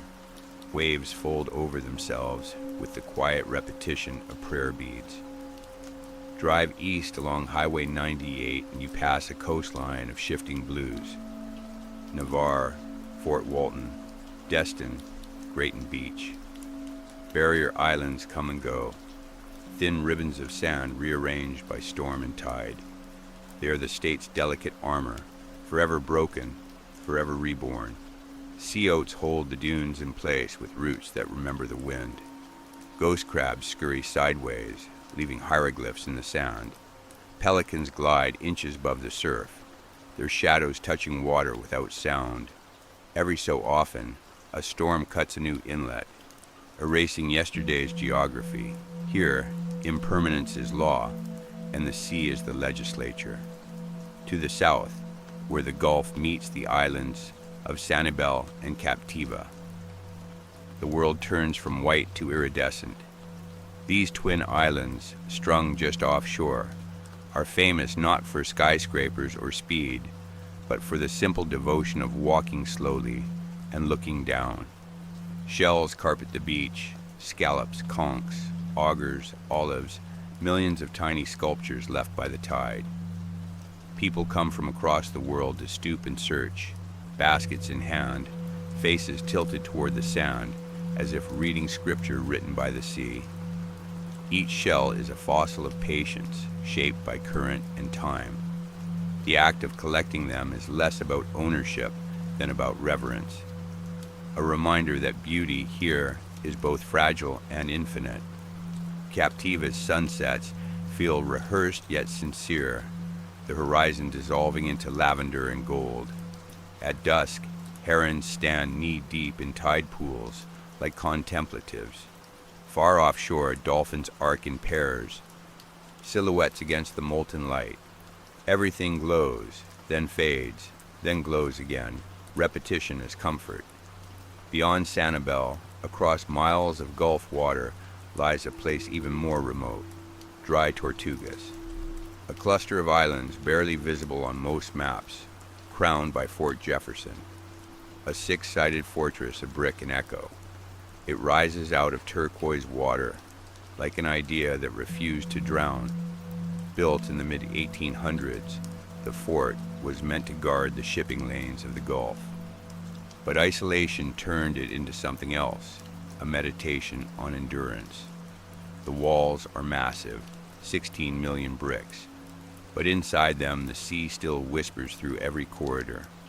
Coral reefs glitter just beyond the moat, and sea turtles nest on the beaches at night, scratching circles into the same sand that soldiers once patrolled. To visit is to step outside of urgency. Boats take hours to reach it. Planes take minutes, but seem reluctant to leave. There's no cell signal, no siren, no hurry.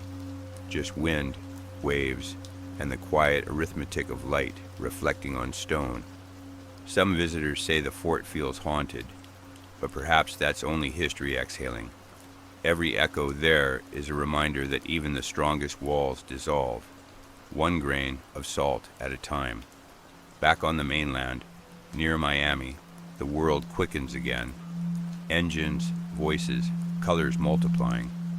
Yet even here, another protected stillness waits, Biscayne National Park.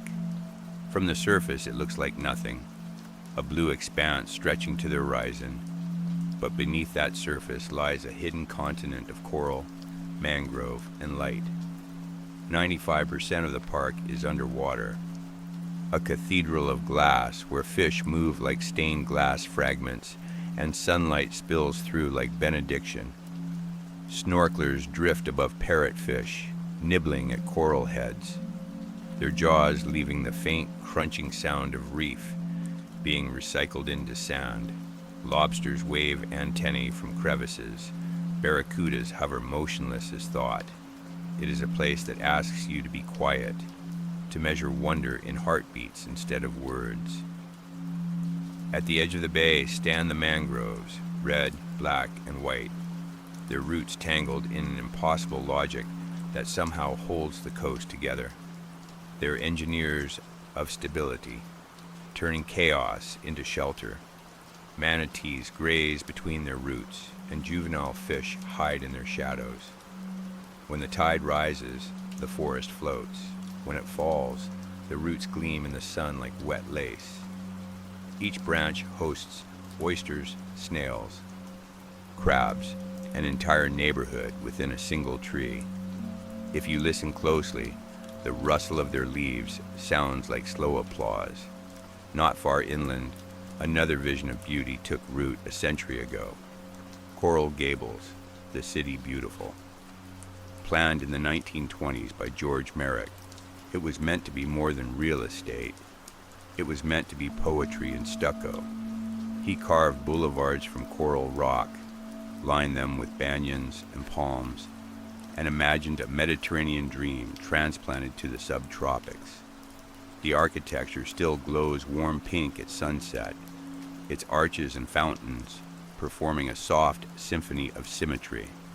Even the street names, Grenada, Alhambra, Ponce de Leon, sound like sighs.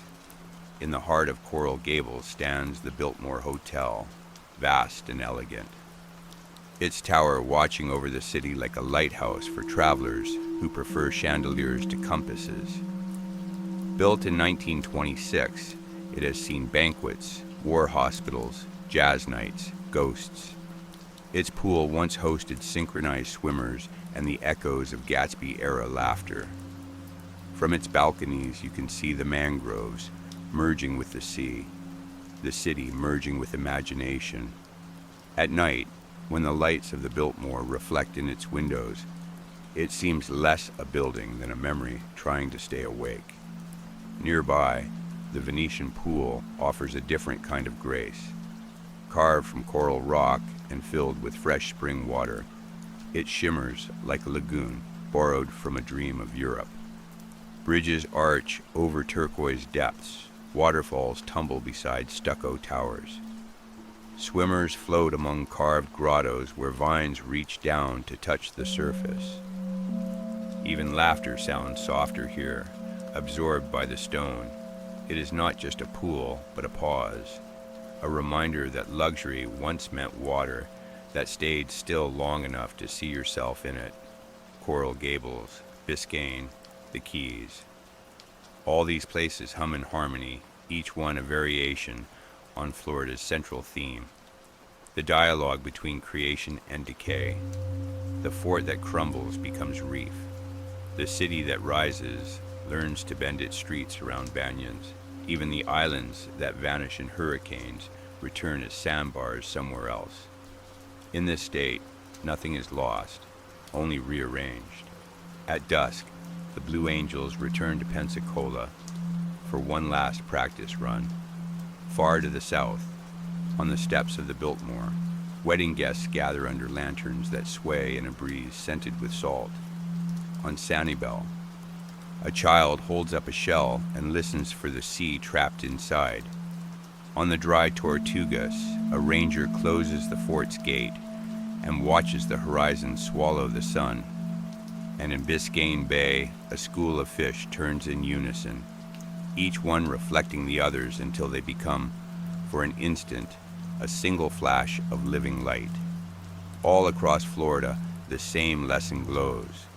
What endures here is not permanence, but rhythm. The return of sound after silence, of color after storm, of life after salt. Pensacola's jets carve temporary halos in the sky.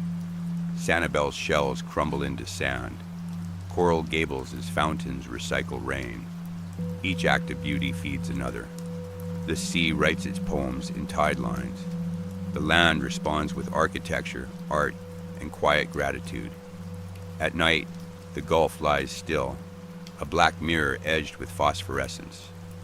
Somewhere in the dark, a turtle crawls from the surf to bury her eggs, the same pattern repeated for 1,000,000 years. Somewhere else, a pilot dreams of altitude, an architect dreams of arches, a diver dreams of coral glowing like lanterns. And through all of it, the state hums beneath the surface. One long vibration of salt, sand, and time. Between the Indian River and the Atlantic lies a tongue of land that hums with both silence and velocity. Merritt Island looks ordinary from above, a strip of green between blue. Yet it holds one of Earth's strangest harmonies, rockets and egrets sharing the same sky. Here, concrete launch pads rise from marshland, and manatees graze within sight of the vehicle assembly building, a refuge and a runway, side by side. The air smells of brine and kerosene, of tide and ambition. When the countdown begins, the entire coast becomes a single heartbeat. The voice from the loudspeakers counts backward, measured, almost reverent, then light. Not the soft Florida kind, but a pillar of sun manufactured by humanity. The ground shakes, windows tremble in Titusville. Pelicans lift off instinctively, startled and beautiful. For a moment, day becomes brighter than itself, and the rocket climbs through its own reflection. The thunder lags behind, a rolling echo that reminds everyone watching that power always travels slower than light. When the flame vanishes into the blue, a strange quiet returns. You can still hear the wind sliding over the marsh, the ripple of mullet breaking the surface, the rustle of mangrove leaves. Space and swamp resume their dialogue. Alligators float again like punctuation marks, unbothered by history. The osprey rebuilds its nest on a tower that yesterday carried a spacecraft. Life resumes its ancient tasks, utterly patient with our temporary engines. Cape Canaveral has watched centuries of departures, Spanish galleons, freighters, hurricanes, astronauts. The coastline keeps offering itself to motion. They call this stretch the Space Coast, but the name could apply to every inch of Florida. The whole peninsula feels halfway between ocean and orbit. At night, launch pads blink red across the lagoon, while the reef offshore glows with its own quiet energy. Polyps feeding in the dark, tiny suns beneath the sea. The same heat that ignites a rocket also warms the coral. The same chemistry of salt and light sustains both dreams. A few miles south, the reef extends toward the Keys, brain coral, star coral, fan coral. Each colony and architecture more intricate than any spacecraft. Divers descend slowly, bubbles rising like prayers. Fish drift among the formations in perfect weightlessness. It's hard not to see the parallel. Astronauts above, aquanauts below, both suspended in fluid silence, both searching for understanding through buoyancy. Between them, Florida floats, the thin membrane between two immensities. In the morning, the rockets sleep under tarps, and citrus trucks roll out instead. The smell of oranges announces itself long before the groves appear. Row after row of trees shimmer under sunlight, their leaves flashing like scales of green fish. The air vibrates with bees, with heat, with the slow percussion of sprinklers. Fruit dangles like captured suns, thousands of small planets waiting for harvest. Pickers move through the shade, their hands sticky with sweetness, their buckets heavy with light turned solid. Citrus is Florida's second pulse, quieter than tourism, older than flight. It came with the Spaniards, survived freezes and pests, adapted like everything else here. In late March, the blossoms open, white and delicate, scent flooding entire counties. Drivers roll down windows just to drown in it. At dawn, the smell is almost holy, sharp and clean and infinite. By afternoon, the bees have claimed it. By evening, the scent fades into memory, replaced by the hum of packing plants and the soft clink of juice bottles on conveyor belts. Somewhere, a roadside stand still sells fresh squeezed in paper cups, sweating with condensation. The vendor smiles without hurry. The fruit has done all the work.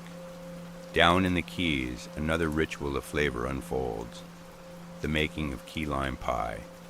Tiny limes, smaller than golf balls, fill wicker baskets in markets that smell of salt and sugar. Their juice is pale and sharp, almost floral. Mixed with condensed milk and poured into a crust of crushed crackers, it becomes the taste of the tropics distilled into patience. The pie's surface gleams like morning light on shallow water. One bite carries the same brightness as a wave breaking over coral. Locals insist it must never be green. Real key lime pie is the color of sand after rain, muted and honest. Eaten chilled on a porch while thunder gathers offshore, it feels less like dessert and more like forgiveness.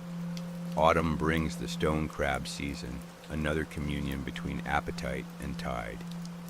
Fishermen lower traps into the Gulf, weighted with scent, marked by small buoys that bob like punctuation on the surface. Weeks later they return, lifting cages full of claws thick as wrists. The crabs are not killed. One claw is taken, the animal released to grow another. Renewal built into hunger.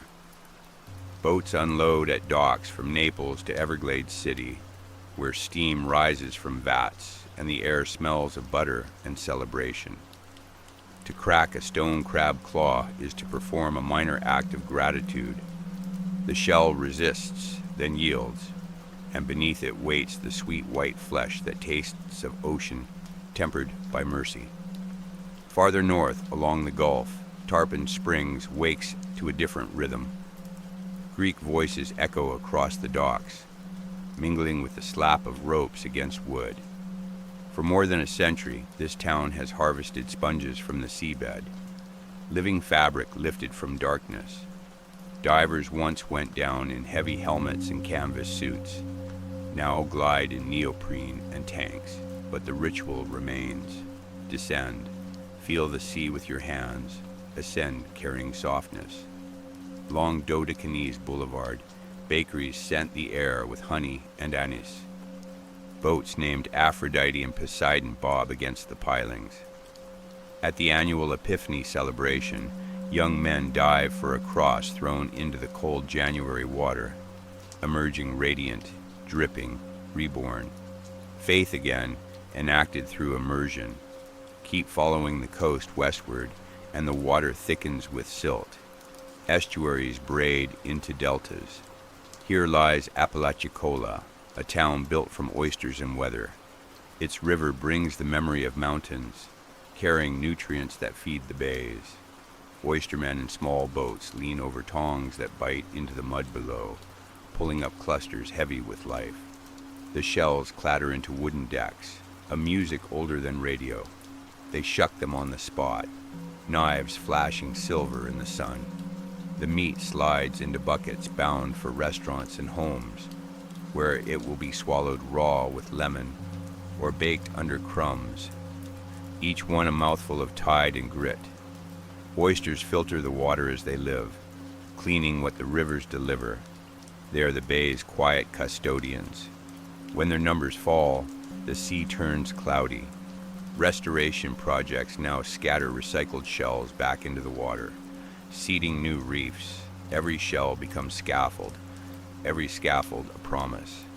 The town watches the tides like others watch stock prices. Here, prosperity is measured in salinity. Beyond Apalachicola stretch miles of untouched wetlands, labyrinths of grass and tide. From the air they look like fingerprints pressed into the coast. These mangrove forests, sprawling from the 10,000 islands down through Florida Bay, are the lungs of the shoreline. Their roots twist above the water, drinking both salt and sun. building land one grain at a time. Crocodiles nest beneath them. Egrets stalk their shadows. During storms, they flex instead of breaking, absorbing the wind's fury, the way palms absorb light. Without them, the peninsula would melt back into sea within a generation. The mangrove seeds float like small boats, drifting until they find shallows to root in. Within weeks, a new tree begins. Within years, an island. Within centuries, an ecosystem capable of stopping hurricanes at their feet. And yet to stand inside one is to feel tiny. The air thick, the sound muted, everything breathing through water.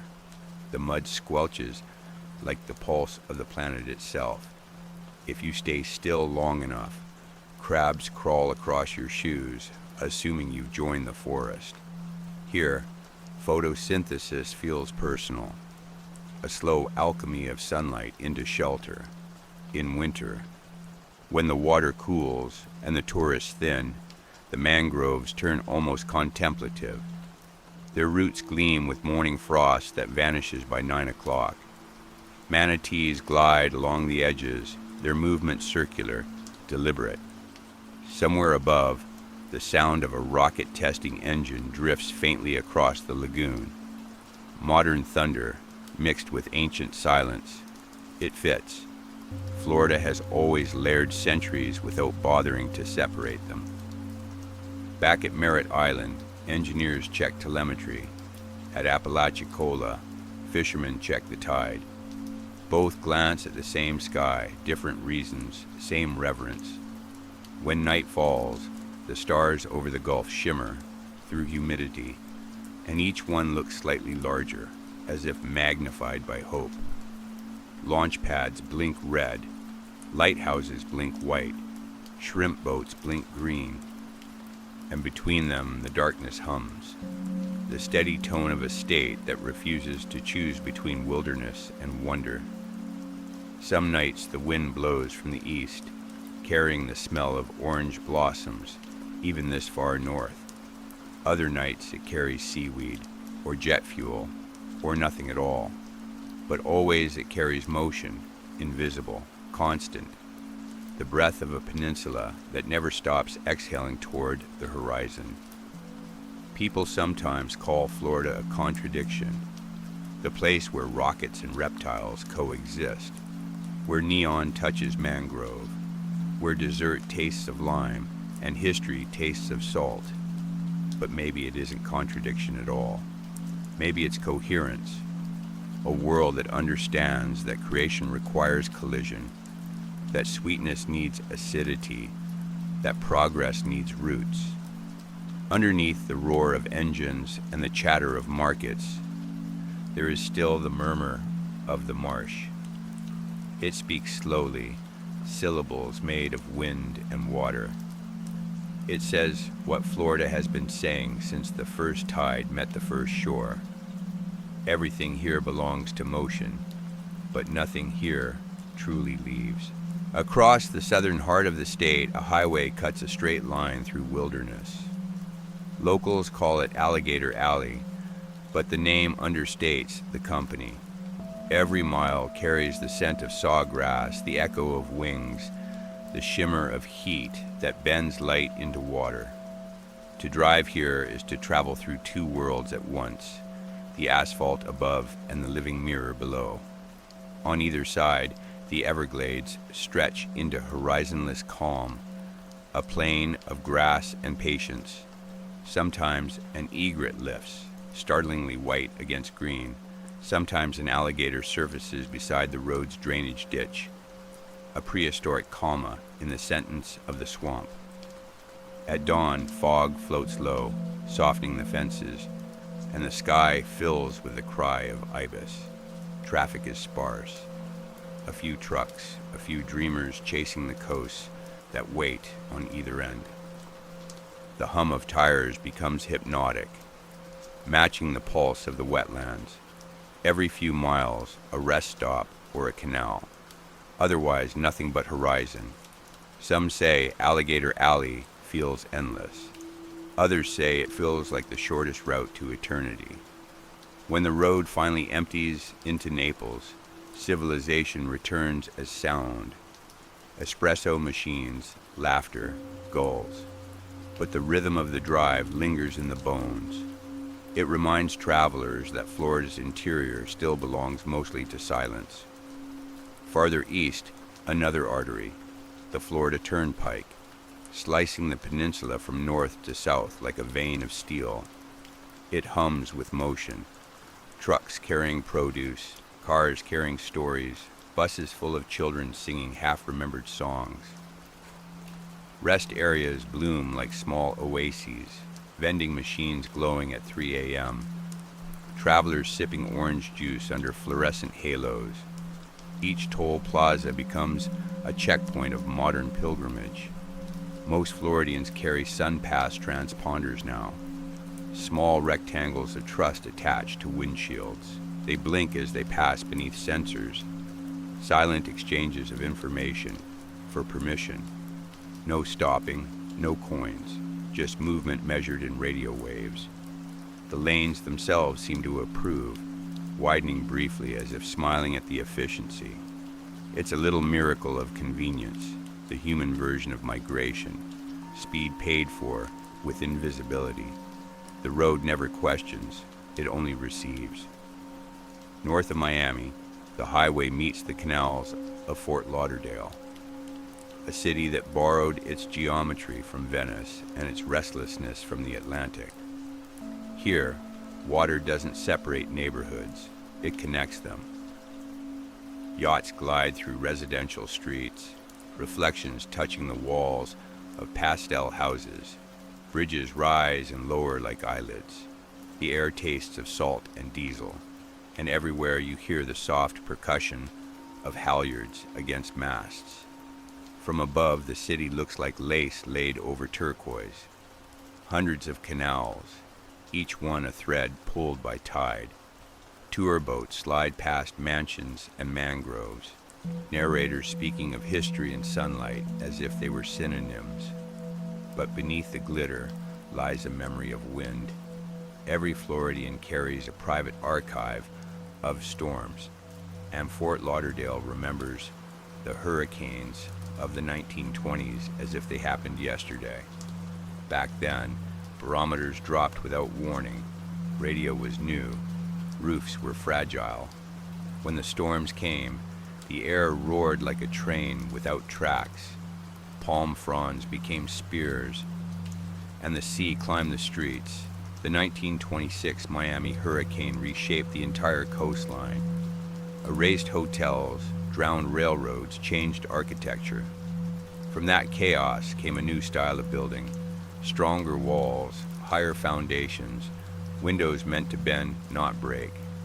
The storm wrote the first drafts of Florida's resilience. Even the stones learned to adapt. Along the northeast coast near St. Augustine, builders discovered a material, both fragile and immortal, coquina.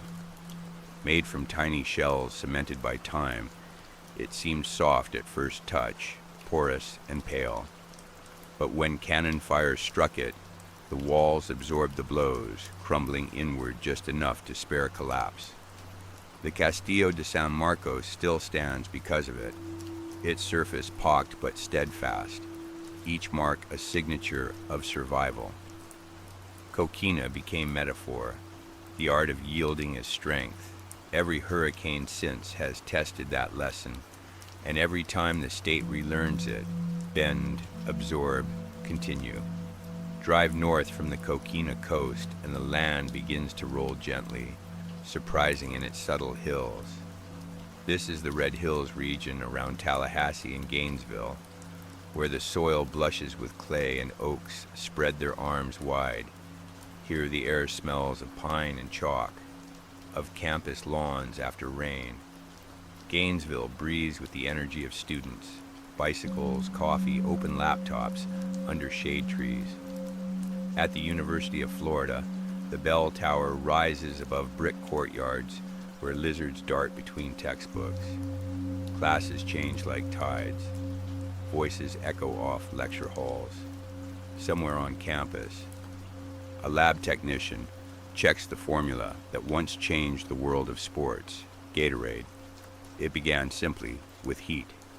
In the 1960s, a football coach noticed his players were wilting under the Florida sun. Scientists mixed water, salt, sugar. A drink designed not for taste, but for endurance. The Gators won that season, and chemistry became legend. Today, bottles of neon liquid line grocery shelves worldwide, each one an echo of that humid afternoon when science met sweat. The drink tastes faintly of electricity, a flavor that belongs to this climate. Half storm, half fruit. Across the state, another university hums with its own rhythm. In Tallahassee, the campus of Florida State University sprawls across gentle hills, its brick buildings glowing at sunset like embers. Students gather on the green, guitars in hand, the sound of cicadas underscoring every conversation. FSU is older, statelier, its oak trees hung with Spanish moss that sways like thought slowed down. From the Capitol nearby, the state's governance unfolds in papers and speeches. But on the campus, time feels more circular. Every football Saturday, the stadium fills with voices that sound like thunder rehearsing. The mascot rides onto the field, spear of fire raised, and for a moment history and myth collide under floodlights. The cheers rise, roll, and fade into the night air that smells faintly of magnolia and barbecue smoke. Between Gainesville and Tallahassee, the highways curve through farmland and small towns. Macanopy, High Springs, Live Oak. Each name a remnant of trees and people. Old motels with neon signs lean beside the road, their vacancy lights flickering like slow heartbeats. Rain sometimes falls without warning, and the asphalt steams until it looks alive. If you stop for gas, locals will tell you which back roads still flood, which diners still serve pie worth turning around for. Travel here is less about arrival than about absorbing humidity until you understand it. South again, past Orlando and the sugarcane fields, the road bends toward Miami, where another university keeps its vigil beside the bay. The University of Miami glitters under tropical sun, coral-colored buildings framed by palms, students crossing bridges over koi ponds. The air hums with languages, English, Spanish, Creole, laughter. Here, everything moves to a beat, somewhere between salsa and surf. In laboratories, researchers map hurricanes and genomes.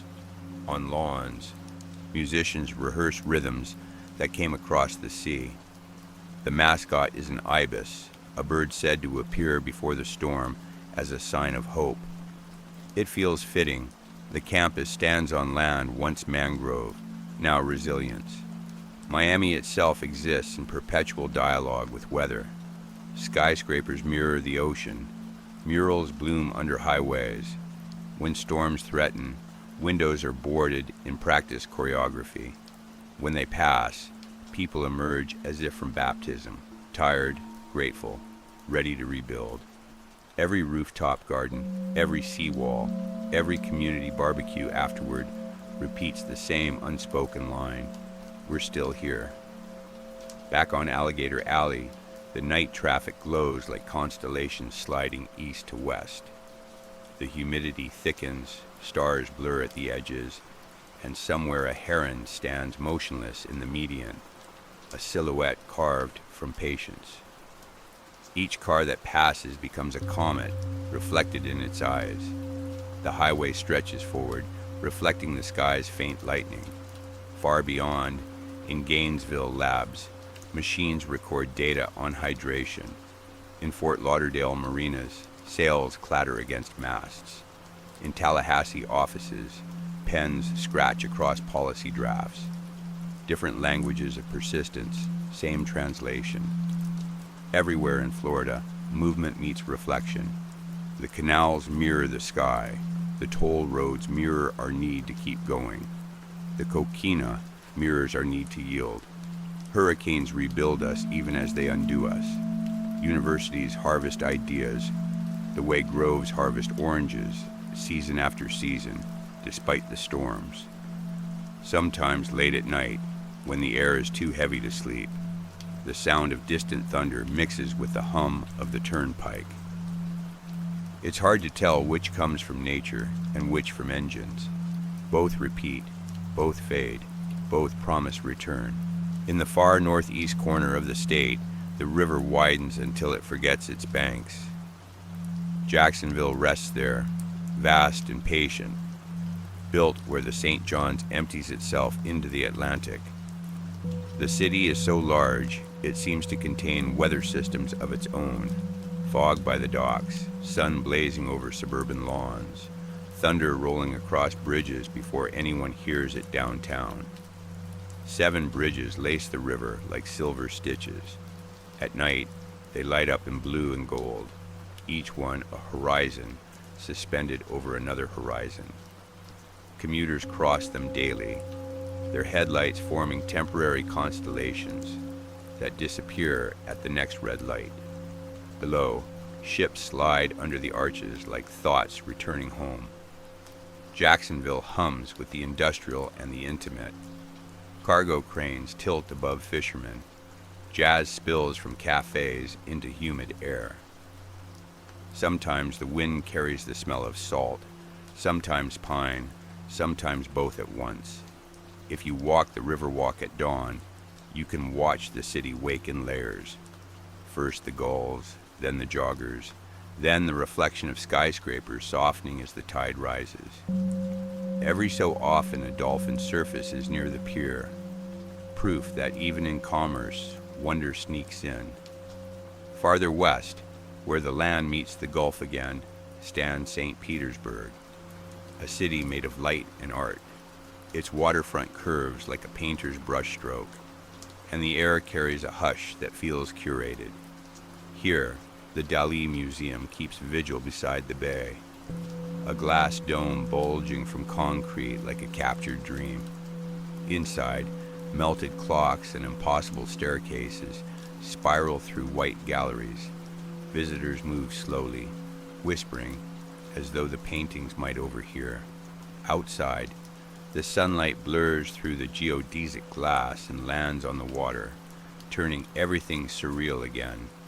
Dali never lived in Florida, but he would have understood it. The logic of reflections, the persistence of illusion, the humor of gravity in humidity. Each palm tree seems to tilt at an improbable angle. Each pelican looks like a philosopher contemplating flight.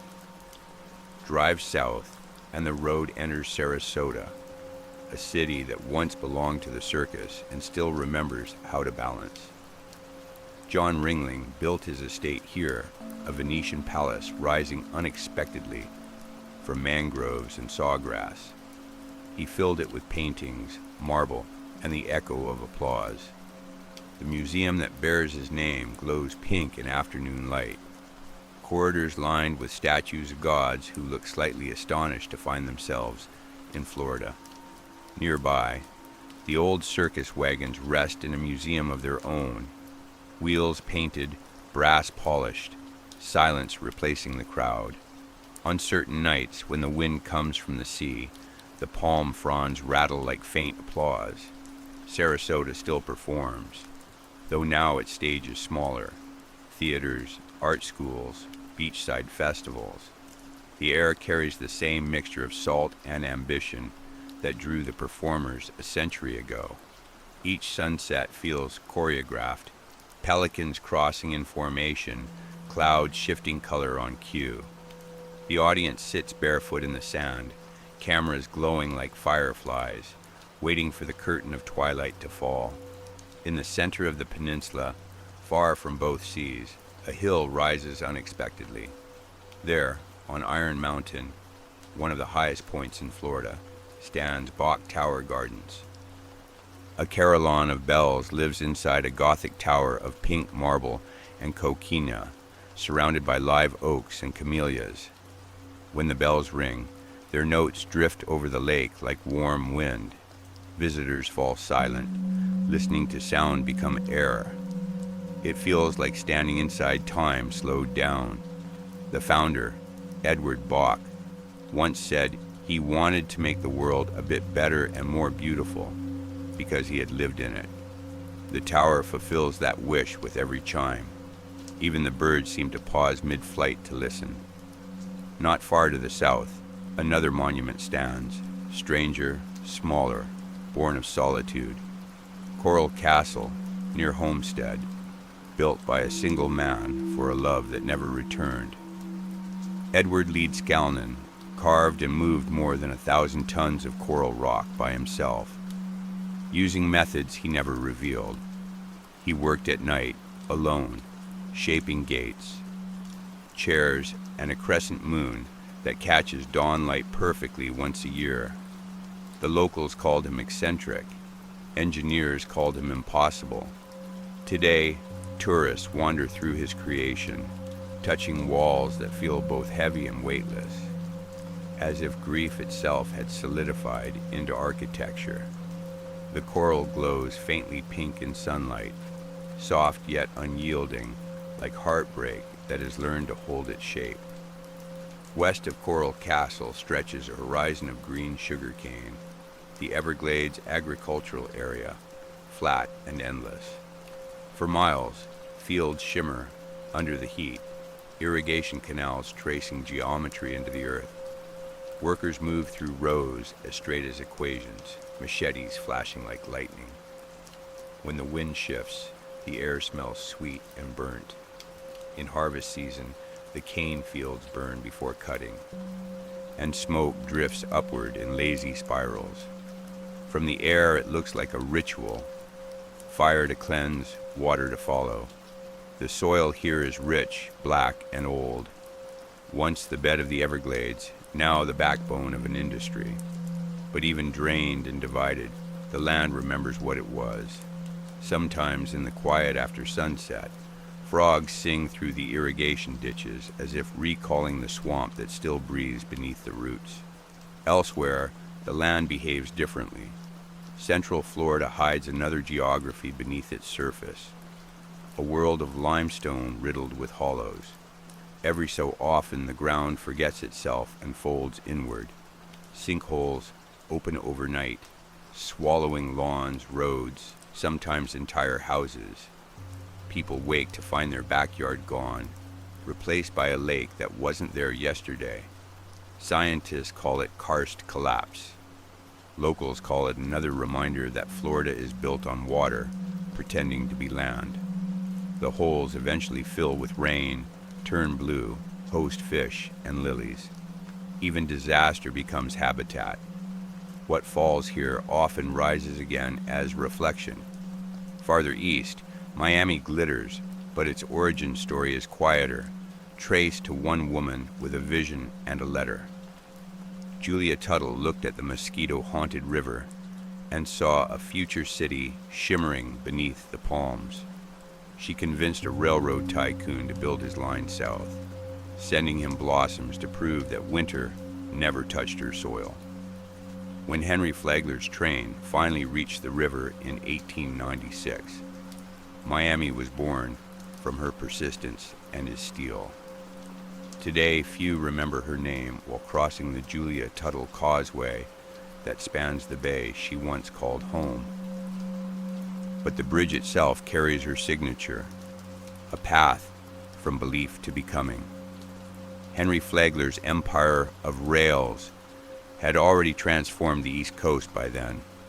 He laid track like sentences written toward paradise, St. Augustine, Palm Beach, Miami. Each stop another chapter of aspiration. His Florida East Coast Railway became both artery and myth. Hotels rose beside depots, each one grander than the last, each promising a new version of heaven with better plumbing. He brought tourists, farmers, workers, storms of progress. Every whistle echoed across mangrove and dune, announcing a future that would arrive on schedule.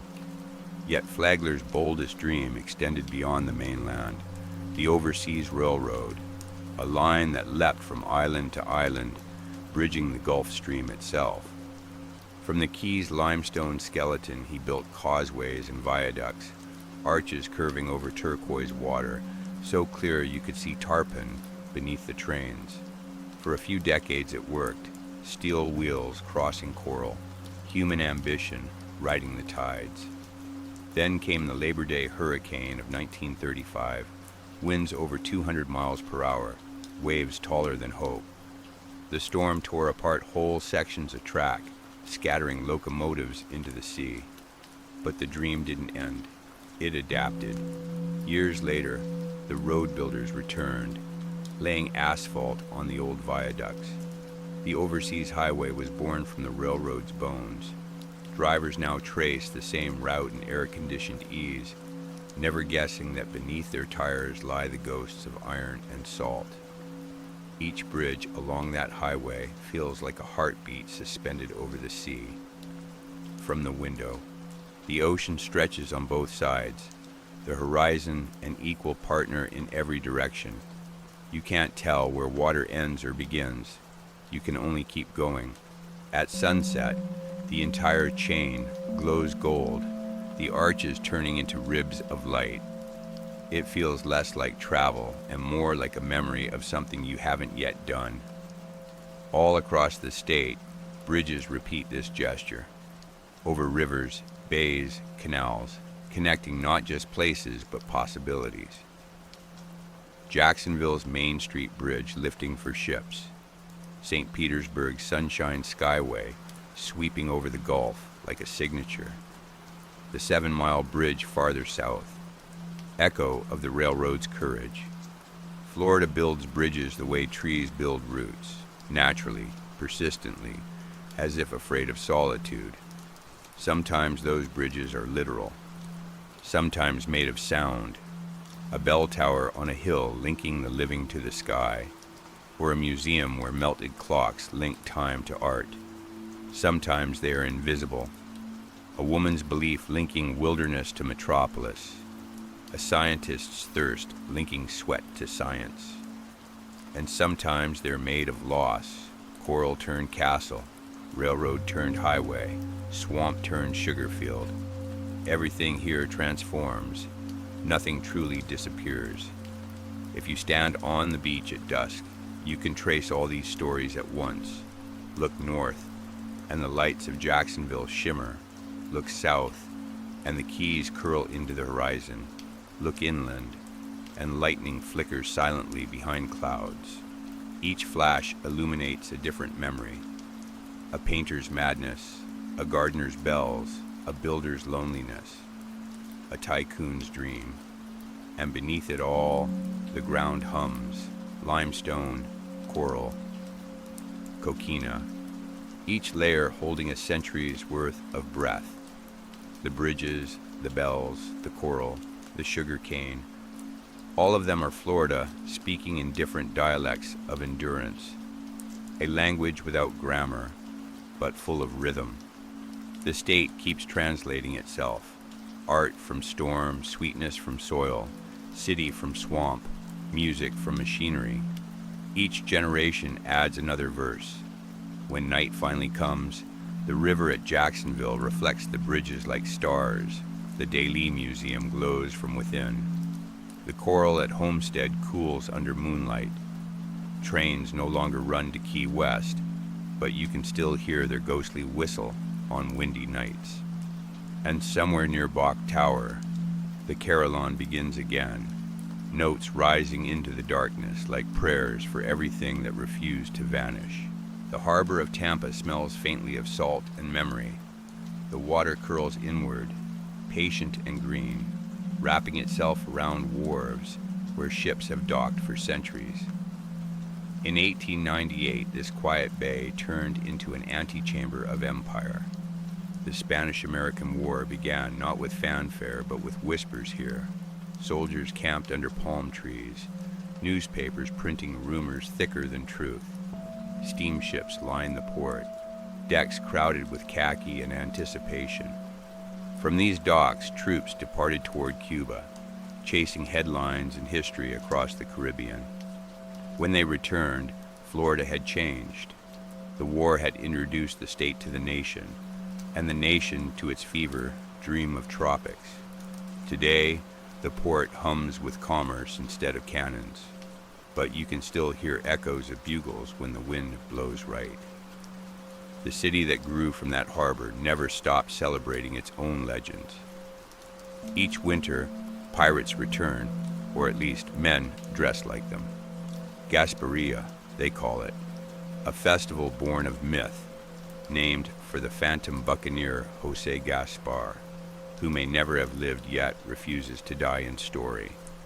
A ship sails into the bay, black flags flying, and the mayor ceremoniously surrenders the city.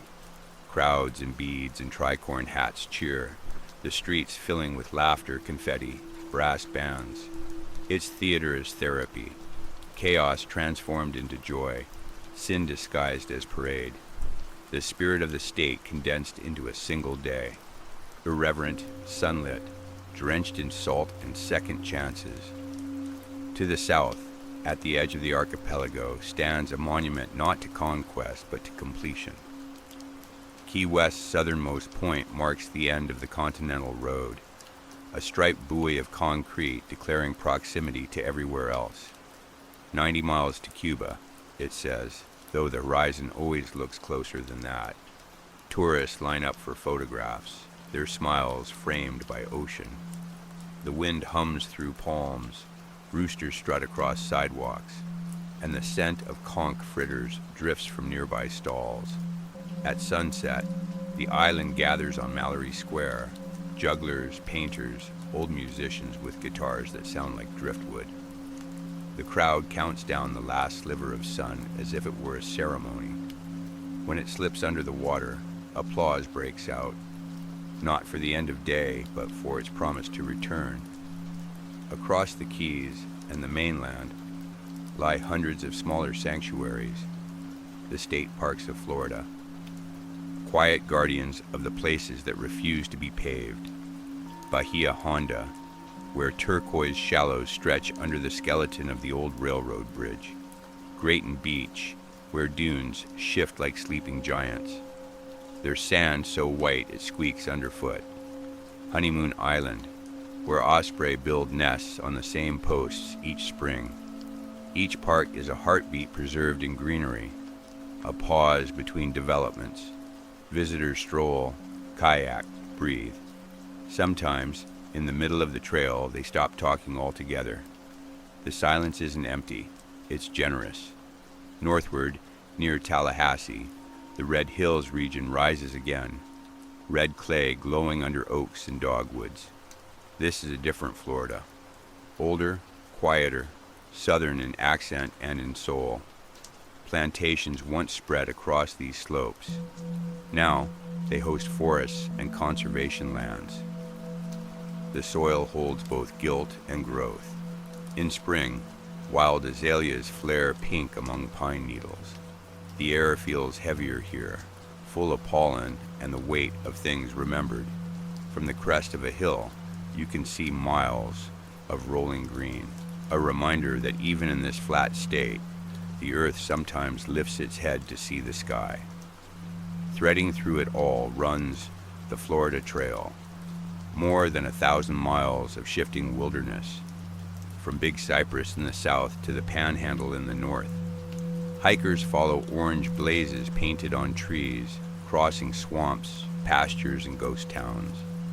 They wade through knee-deep water that mirrors clouds, step over roots polished by generations of feet, sleep under stars that hum with insects. Along the trail, they learn the state's real rhythm, not the rush of traffic or tourism, but the slower metronome of wind through palmettos. To walk Florida is to discover its endurance. Each step sinks slightly, then rises again. The ground forgiving, the air damp with forgiveness too. In the southern reaches, mangrove wetlands return like a recurring dream. Their roots knit together land and sea, weaving safety from salt. During hurricanes, these forests are the front line, absorbing the storm's anger, breaking waves into foam. They don't resist. They yield, and in that yielding lies their strength. Fish spawn among the roots, birds roost in their crowns, the tides breathe in and out through their trunks. They are cathedrals of patience, their pews made of mud, their hymns sung by crickets. At low tide, you can walk among them and feel the earth's heartbeat rise through your souls. When the sky fills again with wings, you know the seasons have turned. Florida is a rest stop for migration, a place where life pauses between journeys. Every winter, birds arrive by the thousands. Herons, ibises, warblers, sandhill cranes. They descend in formations shaped by instinct and geography, following invisible highways drawn by stars. In the wetlands near Lake Okeechobee, their calls echo like laughter from another world. Even the air feels feathered. When they lift off again in spring, the silence left behind is vast, but never lonely. The state has learned to wait. It knows the sky always circles back. And when the air stills, when the storms rest, when the traffic thins, Florida cooks. The kitchens fill with scents that tell their own history: lime, garlic, plantain, chili, shrimp, and mango. The cuisine born here is as hybrid as the soil. Caribbean heart, Latin heat, Southern comfort. They call it Floridian, but it's more than fusion, it's evolution. In Little Havana, abuelas fry croquetas beside neon cafes. In Tampa, Cuban sandwiches press under steel grills. In Key Largo, grouper sizzles beside coconut rice. The flavors taste of trade winds and tide schedules. Even the sweetness of dessert, key lime pie again, guava pastries, rum cake, carries a trace of salt, as if the ocean insists on staying in every recipe. Food here doesn't just feed, it forgives. Each bite is a small truce between cultures that once collided. At a Sunday cookout under banyan trees, you might hear gospel and reggaeton in the same breath, taste barbecue sauce beside ceviche. Plates pass without translation. This is how Florida speaks when it's happiest, with its mouth full. The night spreads warm over the peninsula. Bridges shimmer, mangroves murmur, and the air grows heavy with the perfume of orange blossoms and charcoal smoke.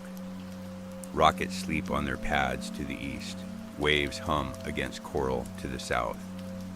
The sugar cane burns quietly in the fields of the glades, tiny stars rising with the ash. Somewhere on a porch, an old man tells a story about a hurricane that spared his house because he talked to it. Somewhere else, a child learns to float, face to the sky, trusting the water not to forget him.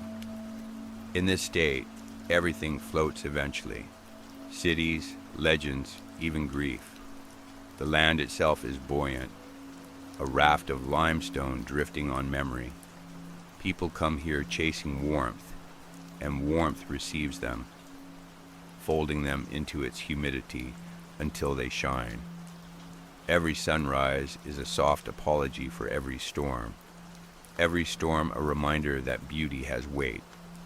If you drive at night, from the Panhandle to the Keys, you can trace the whole story in a single arc. Bridges glowing, palms bending, lights reflected in canals, miles of coastline whispering the same word over and over: stay.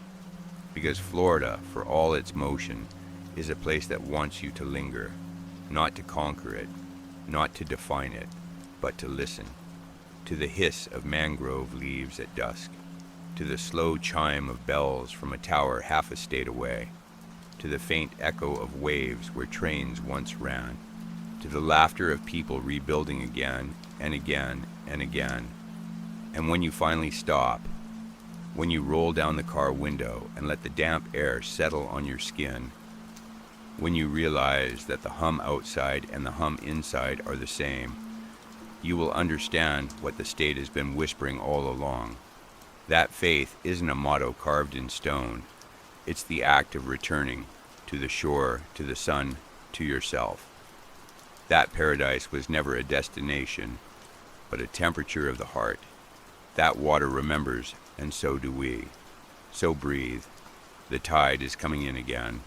Let it cover your feet, your thoughts, your calendar. Let it tell you, as softly as only Florida can, you are already home. Thank you for drifting with me through the tides and sunlight of Florida.